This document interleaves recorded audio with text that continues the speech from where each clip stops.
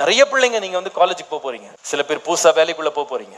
உங்க சரீரத்தை பற்றி நீங்க தெளிவுள்ளவங்களா இருங்க. நானும் எல்லாரும் போல ஒரு பாடி எனக்கு இருக்குன்னு நினைக்காதீங்க. நீங்க நிறைய பேர் உங்க ஹேர் ஸ்டைலுக்கு ரொம்ப இம்பார்ட்டன்ஸ் கொடுக்குறீங்க, ட்ரெஸ்ஸுக்கு ரொம்ப இம்பார்ட்டன்ஸ் கொடுக்குறீங்க, மேக்கப்புக்கு இம்பார்ட்டன்ஸ் கொடுக்குறீங்க, உங்க தோற்றத்தை பற்றி ரொம்ப கவலைப்படுறீங்க. இது எல்லாத்தோட நீங்க ரொம்ப கவலைப்பட வேண்டிய ஒரு காரியம் இருக்கு. அது என்ன தெரியுமா? நீ பஸ்ல ஏறுறப்பா, நீ ட்ரெயின்ல ஏறுற, பைக்ல போற, நீ சில பேரோட உட்கார்ந்து பேசுற, மறந்துடாத. அவங்களுக்கு தெரியாம இருக்கலாம், உனக்கு தெரியணும். நான் வைத்திருக்கிற இந்த சரீரம் இதை தேவனாலே பெற்றதும் என்னில் தங்கி இருக்கிற பரிசுத்த ஆவியினுடைய ஆலயம். இந்த சரீரத்தை ஒருவன் கெடுத்தால் தேவன் அவனை, என் சரீரத்தை நான் கெடுத்துடக்கூடாது. ஃப்ரெண்டு சொல்லுவான்ப்பா, ஒரு முறை சும்மா லைட்டை குடிச்சு பாருன்னுவான். அவனுக்கு தெரியாது அவன் சரீரத்தினுடைய வேல்யூ என்னன்னு அவனுக்கு தெரியாது. ஆனால் எனக்கு தெரியும், இது தேவனுடைய ஆலயம். அவன் சொல்லுவான், இங்கே வா பக்கத்தில் படம் பார்த்துட்டு வரலான்னு. அதுக்கு ஒரு காரணம் சொல்லுவான், படம் பார்க்கறதுல ஒன்றும் தப்பு இல்லை. ஆனால் அவனுக்கு தெரியணும், என் கண் எனக்கு இடரல் உண்டாக்காமல் இருக்கணும். இடரலுக்கு நான் இடம் கொடுக்க கூடாது.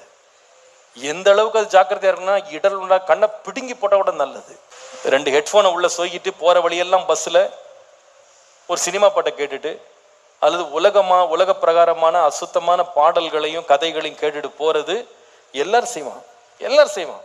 பஸ்ஸில் உட்காந்து ஒருத்தன் கேவலமான படத்தை பார்த்துட்டு இருப்பான். ஆனால் நீ சொல்லணும், அவங்களுக்கு தெரியல, ஆனால் என் சரீரம் தேவனாலே பெற்றது, என்னில் தங்கி இருக்கிற பரிசுத்த ஆவியினுடைய ஆலயம்.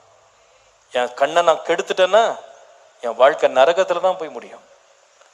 என் கையை நான் கெடுத்தா நரகத்துல முடியும்.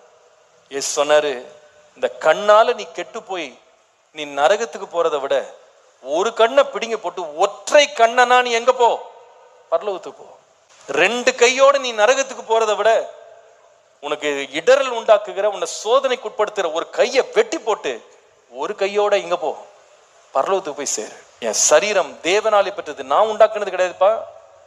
இது எந்த மனுஷன் உண்டாக்குனது இல்லை, கர்த்தர் உனக்கு கொடுத்த சரீரம். இதை பரிசுத்தமாய் காத்துக்கொள்ள வேண்டியது அவசியம். வேதம் சொல்றது, அவனவன் தன் சரீர பாண்டத்தை பரிசுத்தமாயும் பிழையற்றதாகவும் மாசற்றதாக காத்துக்கொள்ள வேண்டியது அவசியம்.